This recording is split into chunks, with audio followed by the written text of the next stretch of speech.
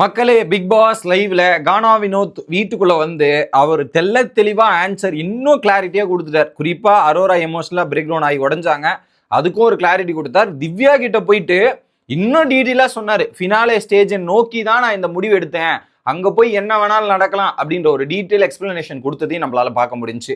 இன்னொரு பக்கம் கனி வந்து சாண்ட்ரா மேல செம காண்டில் தான் இருக்காங்க. இந்த விஷயத்தை நான் கேட்காம விட மாட்டேன் அப்படின்றதா இருக்கட்டும். சுபிக்ஷா வந்து டைரக்டா ஒரு விஷயத்தை அட்ரஸ் பண்ணிட்டாங்க, அதை பத்தியும் பார்க்க போறோம்.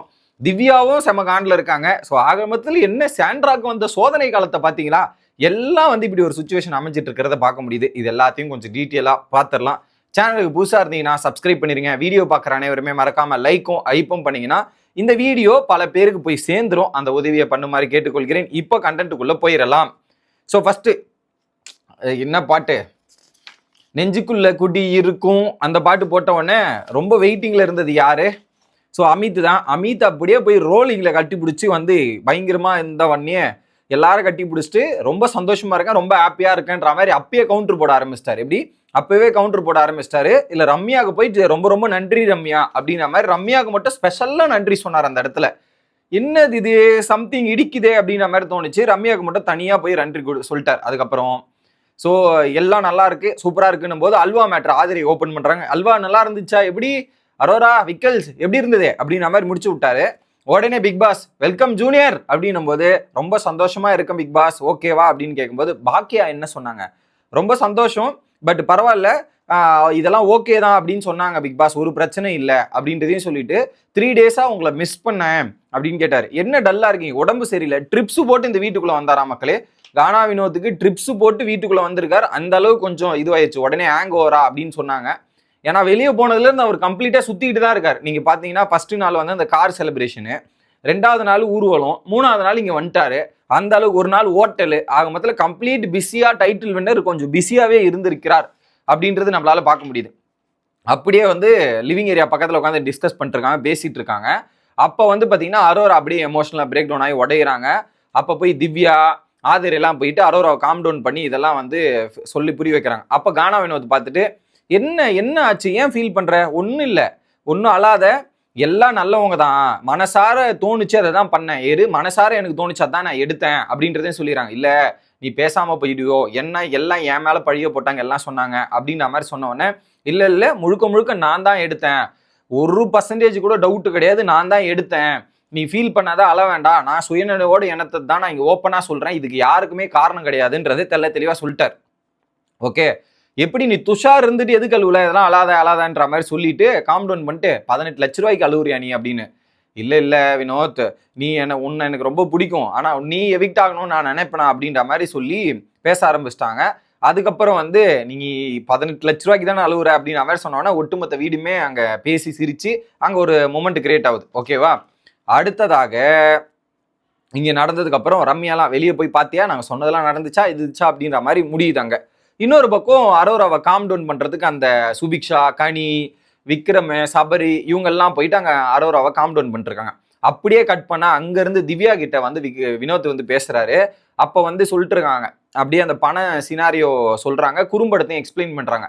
ஆக்சுவலாக வந்து நானும் ஆயாவும் பேசிகிட்டு இருந்தோன்னா நீங்கள் அந்த லிஸ்ட்லேயே இல்லை, பணப்பொட்டி எடுக்கிற லிஸ்ட் இல்லை, அதுக்கு முன்னாடி நானும் ஆயாவும் தான் சாப்பிட்டு போய் பணப்பொட்டி எடுக்கிற மாதிரி பிளான் பண்ணிட்டு இருந்தோம், அதுக்கு ஏற்ற மாதிரி ஆயா போனா, அதுக்கப்புறம் நீங்கள் எடுத்தது எனக்கு ஒரு ஷாக்கிங் நியூஸாக தான் இருந்துச்சு, நான் வந்து சர்ப்ரைஸ் ஆகிட்டேன், ஷாக் ஆகிட்டேன்ற மாதிரி திவ்யா சொல்கிறாங்க. உடனே அப்போ வினோத் என்ன கேட்குறாரு, ஆயா நிஜமாவே எடுக்கிற நிலைமையில தான் இருந்தாரு, ஆனால் கை வச்சுக்கிட்டு இது பண்ணுறதுனால எடுத்துருக்கலாம்ல அப்படிங்கிற மாதிரி பேசுறாரு. அது தெரில, ஆனால் அவள் எடுக்கிற நிலைமையில தான் இருக்கா, நீங்கள் எடுக்கலாம் கண்டிப்பாக தான் எடுத்துருப்பன்ற மாதிரி சொல்லிட்டு இருந்தா அப்படிங்கிற மாதிரி போச்சு. அப்போ வந்து சொல்கிறாங்க, இது நான் 1% கூட யார் சொல்லியும் எடுக்கல, நானாக தான் எடுத்தேன், ஒரு அமௌண்ட் வர வரையும் நான் வெயிட் பண்ணிட்டு இருந்தேன், எப்படி ஒரு பர்டிகுலர் அமௌண்ட் வரணுன்றதுக்காக தான் நான் காத்துட்டு இருந்தேன், அந்த அமௌண்ட் வந்ததுக்கு அப்புறம் எனக்கு ஓகேன்ற மாதிரி முடிவு பண்ணிட்டு தான் நான் எடுத்தேன். ஏன்னா யோசிச்சு பாரு, இப்போ நான் அந்த பணத்தையும் எடுக்காம போயிட்டேன், ஃபினாலில போயிட்டு ரைட்டு கை தூக்குறதுக்கு லெஃப்ட் கை தூக்கிட்டா என்ன பண்ணுவேன், அப்போ எதுவுமே கிடைக்காத போயிடும்ல. இப்போ ஃபினாலில வின்னருக்கு மட்டும் தான் பரிசு, அடுத்த 3 பேருக்கு பரிசு கிடையாதே அப்படின்ற பாயிண்டையும் ஓப்பனாக உடைக்கிறார். ஃபர்ஸ்ட்டுக்கு தான் பரிசு, அடுத்து 3 பேருக்கு பிரைஸ் இல்லைன்னா என்ன பண்ணுவேன், அதை யோசிச்சு பார்த்தேன்ல அப்படின்றதையும் சொல்றாரு. என் சூழ்நிலைக்கு இது தேவைப்படுது, நான் எடுத்துட்டேன். உடனே அடுத்து இன்னொரு பாயிண்டே சொன்னார், வின்னர் பணத்துல இருந்து இது டிக்ரீஸ் ஆகிட்டு தான் வரும் அப்படின்னும் போது அப்படியா அப்படின்ற மாதிரி திவ்யா ஷாக் ஆகுறாங்க. ஆமா அதுதான் நிலைமை அப்படின்ற மாதிரி டிஸ்கஷன் அங்கே போயிட்டு இருக்கு. அந்த இடத்துலையுமே திவ்யா கிட்ட சொல்றாரு, இது என்னுடைய சுய முடிவு தான், கடைசி நேரத்தில் என்ன வேணாலும் நடக்கும் அப்படின்றதுமே போட்டு உடச்சிட்டாரு. ஸோ இதுல ஆக்சுவலா என்ன பயந்துருக்காருன்னா, சேனல் ஏதாவது செஞ்சிருவாங்களோ மாத்தி விட்டுருவாங்களோன்ற பயத்தால தான் கானா வினோத் பணப்பட்டியை எடுத்திருக்காருன்றதை திவ்யா கிட்ட ஓப்பனா சொல்லி முடிச்சிட்டார். அடுத்து கெமி இவங்க கிட்ட எல்லாம் போயிட்டு அந்த ஒரு விஷயத்தையும், வெளியே கிடைச்ச சப்போர்ட்டும் சரி, மக்கள் ஆதரவும் எனக்கு பெருசு, பணமும் இருக்கு, ஒரு பக்கம் மக்கள் இவ்வளவு சப்போர்ட் பண்றதே எனக்கு பெருசா இருக்கு, சந்தோஷமா இருக்குன்ற மாதிரி அங்க ஒரு டிஸ்கஷன் நடந்துட்டு முடிஞ்சிச்சு.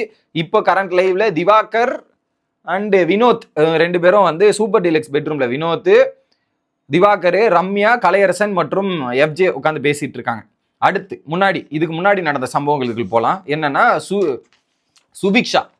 சுபிக்ஷா வந்து சாப்பிட உட்காந்துட்டு இருக்காங்க. அப்போ வந்து கேட்குறாங்க, சுபி எல்லாம் ஓகேவா அப்படின்னும் போது, நான் பார்த்தேன் ஸ்கூபி டோன் நீங்கள் கூப்பிட்டதை பார்த்தேன் அப்படின்னும் போது, ஏமா அது கார்ட்டூன் கேரக்டர்மா, நீங்கள் கூப்பிட்டது அதை நாய் அதை இது இப்போ சொன்னதையும் நான் கேட்டேன். இல்லை அது கார்ட்டூன் கேரக்டரு, அது மலையாளத்தில் ஒரு விதமாக நாங்கள் சொல்லுவோம், அதை தான் சொன்னேன்ற மாதிரி சொல்லிட்டாங்க. இல்லை நீங்கள் சொன்னதில் எங்கள் அப்பா அம்மாலாம் ரொம்ப ஹர்ட் ஆயிருக்காங்க, இது பண்ணிருக்காங்கன்னா நான் அப்புறம் வந்து பேசுகிறேன்ற மாதிரி சொல்லிட்டு போயாச்சு. ஸோ அதான் சொல்கிறேனே, இப்போ சாண்ட்ரா மேலே ஏன் எல்லாரும் கோவப்படுறாங்க, வருத்தப்படுறாங்கன்னா, அங்கங்கே ஒவ்வொரு ஸ்டேட்மெண்ட். அமித் கோவப்படுறதுக்கான காரணம், இப்போ கனி கோவப்படுறதுக்கான காரணம், சுபிக்ஷா கோவப்படுறதுக்கான காரணம், திவ்யா கோவப்படுறதுக்கான காரணம்ன்ற மாதிரி எல்லாருக்கு எதிராகவும் ஒவ்வொரு விஷயத்தை அவங்க பண்ணிட்டு போறாங்க. இது அசால்ட்டா மூவ் ஆன் பண்ண முடியாது. அது டைரக்டா சொன்னா கூட பரவாயில்ல, எல்லாத்தையும் இன்டைரக்டா பின்னாடி உட்காந்து சொல்லும் போது அவங்களுக்கு தெரியும் போது கண்டிப்பா ஹர்ட் ஆகும். அந்த ஹர்ட்டோட வெளிப்பாடு தான் இவங்கெல்லாம் இப்படி ரியாக்ட் பண்றது அப்படின்றத நம்ம எடுத்துக்கணும். அதை அங்க பேசிட்டாங்களா. அடுத்து என்ன பண்றாங்க, கனியே சொல்றாங்க, என்னை பார்த்து கேள்வின்ற மாதிரிலாம் பேசியிருக்காங்க, இதெல்லாம் பண்ணிருக்காங்க, அதெல்லாம் நான் கேட்காம விட மாட்டேன், என்னை விட அவங்க 2 வயசு தான் பெரியவங்க, இப்படிலாம் பேசலாமா, நான் அவங்களோட 2 வயசு பெரியவனும் சின்ன, இந்த மாதிரி தான் டிஸ்கஷன், அவங்க எப்படி இதெல்லாம் பேசலாம், எது இந்த மாதிரி பேசணுன்ற மாதிரி அங்கே ஒரு கனி போய் சொல்றாங்க. அடுத்து திவ்யா வந்து ஒரு டீட்டெயில் ப்ராசஸ் எக்ஸ்பிளைன் பண்றாங்க. நான் அவங்க கூட இருந்தேன், இதெல்லாம் பண்ணேன், இதெல்லாம் பண்ணிட்டு அந்த எலிமினேட் ஆகும்போது அவங்க பிஹேவ் பண்ணது, அதுக்கப்புறம் ஸ்டேஜில் போய் பேசினதா இருக்கட்டும், இதெல்லாம் ஒரு மாதிரி இருக்கு.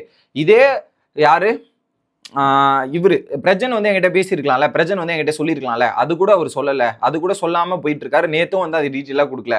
அதை தாண்டி விக்ரமை பத்தி அவங்க என்னென்னலாம் பேசியிருக்காங்க தெரியுமா, என்னென்னலாம் நடந்திருக்காங்க தெரியுமா, அப்படி பேசிட்டு அவங்க போய் ரியாக்ட் பண்றதா எனக்கு வேற மாதிரி இருக்குது, அது எப்படிதான் அவங்களால முடியுது அப்படின்னும் போது கனி சொல்லிடுறாங்க, இல்ல இப்போ நான் இந்த வீட்டை பொறுத்தவரையும் ஒவ்வொருத்தருக்கும் ஒவ்வொருத்தரோட பர்ஸ்பெக்டிவ் மாறும், அந்த விஷயம் கனெக்ஷன்லாம் ஆகும், அதுல மாற்றுக்கிறது கிடையாது. என்னை பொறுத்தவரையும் நானா இருந்தா கூட அந்த இடத்துல அவங்க ஃபீல் பண்றதுனால நான் அவங்களுக்கு சப்போர்ட்டா தான் போய் உட்காந்துருப்பேன், உட்காராமலாம் இருக்க மாட்டேன் அப்படின்றத ஓப்பனாவே சொல்லிடுறாங்க கனி. இப்போ அவங்க ஃபீல் பண்ணி விழுந்துருந்ததுனால நானும் போய் ஓப்பனா தான் சப்போர்ட் தான் பண்ணியிருப்பேன் அப்படின்ற டிஸ்கஷன் அங்கே போயிருது. இது ஒரு பக்கம் நடக்குதா. ஸோ ஆகமத்தில் கனியும் கேட்கணும்னு இருக்காங்க, திவ்யா கேட்பாங்களா மாட்டாங்களான்னு தெரியல. கனி கேட்க ரெடியா இருக்காங்க, சுபிக்ஷாவும் கேட்க ரெடியா இருக்காங்க. இது ஒரு பக்கம். அப்படியே கட் பண்ணா இன்னொரு பக்கம் பிரஜன் மற்றும் சாண்ட்ரா உட்காந்துக்கிட்டு நிறைய விஷயங்கள், இல்லை குறிப்பா விஷம்ன்றது தான் வரும், பாம்புன்றது சொல்ல அப்படின்ற டிஸ்கஷன் போது, அதை தாண்டி ரம்யா வந்து பின்னாடி நிறைய வேலைகள் பார்த்துருக்கா, அதை பொணப்பட்டி சிரிச்சன்ற வரை கோத்து விட்டுருக்காங்க, இதெல்லாம் ரொம்ப தப்பா இருக்கு, அதையும் பார்த்துக்கணும். அடுத்து திவ்யா வந்து நல்ல வாங்கி சம்பாரிச்சு நாரவாயை சாப்பிட்றான்ற மாதிரி என்ன பார்த்து தான் சொன்னாங்க அப்படின்ற மாதிரி சில விஷயங்களை பேசிட்டு இதெல்லாம் நடந்துட்டு இருக்க டைம்ல தான் அந்த பாட்டு போட்டு கானா வினோதோட என்ட்ரி நடந்துட்டு இருக்கு. ஆக மொத்தத்துல ஒவ்வொரு வீடு ஃபுல்லா இந்த ஐயோ இதுக்கு பேர் என்ன, சரி, எல்லா இடத்துலையும் ஒரு பேச்சுவார்த்தைகளா சாண்ட்ரா பத்தின டாபிக் மட்டும் நடந்துகிட்டே இருக்கு. வீட்டை விட்டு வெளியே போனாலும் சரி, வீட்டுக்குள்ள இருந்தாலும் சரி, சாண்ட்ரா தான்டா கண்டென்ட் அப்படின்ற மாதிரி தான் இருக்குது. ஸோ அடுத்த வீடியோல வந்து சந்திக்கிறேன். Bye guys.